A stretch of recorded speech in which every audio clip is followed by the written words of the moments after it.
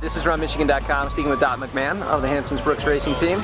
We're here in Frankenmuth, behind a little tractor, and Dot has just completed the 20K.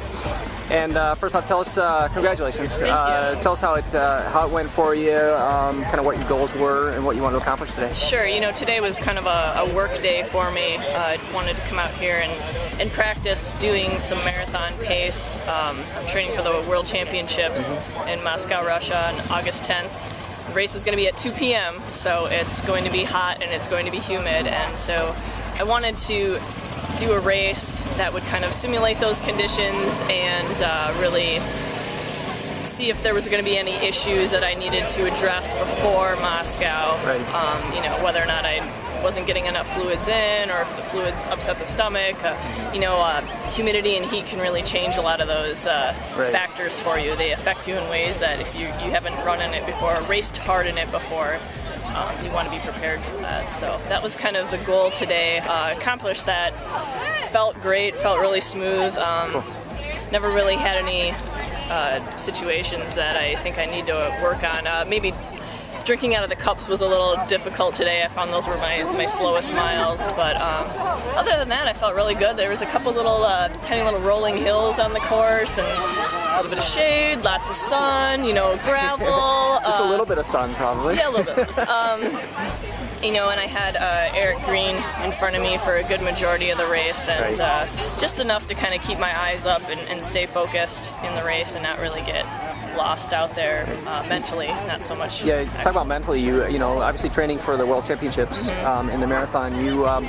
How much of your training is actually that, where you're just getting in, more of the mental training in preparing for, hitting their pace, doing the types of things you were talking about earlier?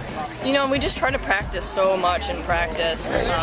Really, we just we try to run on a lot of workouts on tired legs to really kind of make it feel like. So we're not starting a workout off with fresh legs. I ran 14 miles in the morning and 4 in the afternoon yesterday to really kind of have a dead-legged feeling at the start of this to simulate not miles 1 to 12, but to simulate miles 12 to 24. Right. And I think that's kind of how our program works, is to just really be tired for a lot of workouts, and then taper, and when you get to the marathon, your legs kind of turn around, they feel a little fresher, and you're able to conquer the whole distance. Right. A lot of people probably don't realize, all the physical training you guys put in, but in order to succeed at that level, it's got to be so much, the mental toughness and that type of thing that's going to get you through that. Sure, and I think that happens with day-to-day life. Everyone on the team has part-time jobs that they have to go to, and/or families that they need to balance life with. I think everyone's got a full plate, and we've had people in the past in school, so it's not like we just sit around on the couch between runs, like a lot of people think that professional runners do.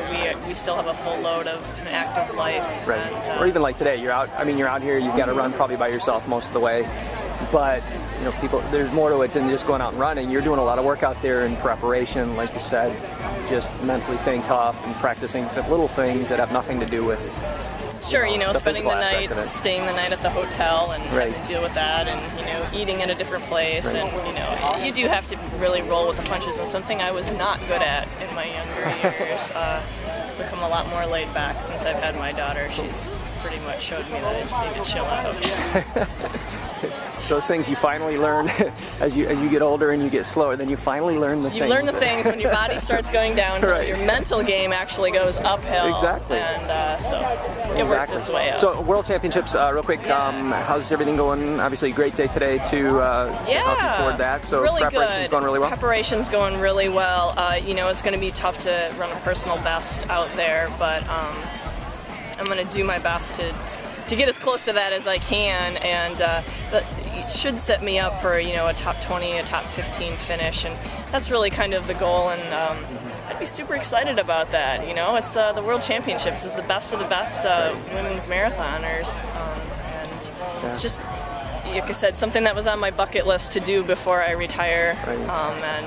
How's that feeling for you? Because like you mentioned before, I mean, you're from a small town in Wisconsin, and now living in a fairly small town area. I'm a big city in Detroit, but northern, part of that small town, and how does that feel coming from those, that small town type of environment, and knowing you're going to be representing, your whole country like that? Yeah, I don't put too much pressure on myself like that. I think it's important to be a part of your community, and right. I think I just try to find ways to encourage the neighbor kids to go for a run, and right. I don't really think about it too much. I don't walk around with not necessarily, not necessarily the whole pressure of it, like I'm so good, but just right. I mean the fact that from a big goal for you and what you've accomplished from that standpoint.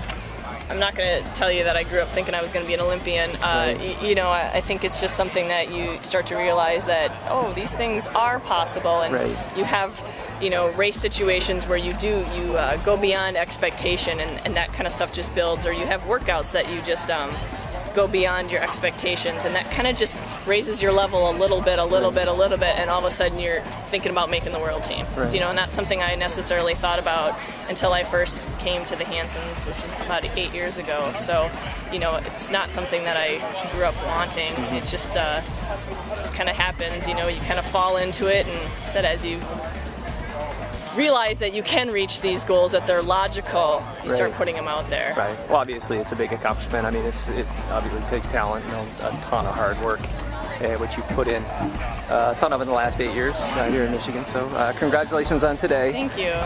If we don't talk to you, good luck at the World Championships. We'll be watching for you there. Sounds good. And enjoy the rest of the day. I will. So, thanks for this.